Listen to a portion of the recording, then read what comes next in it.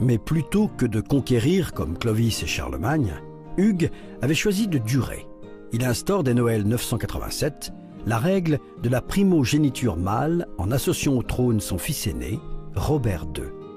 Pendant plus de 2 siècles, les successeurs d'Hugues Capet utiliseront cette stratégie afin de stabiliser le pouvoir et de pérenniser la dynastie.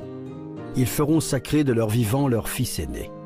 Et ainsi vont correspondre pour les siècles à venir 2 idées, l'idée de la France et l'idée du sacre. Désormais, le sacre suit un certain ordre. Autrement dit, chaque fois qu'un roi arrive au pouvoir, il est sacré selon un ordo.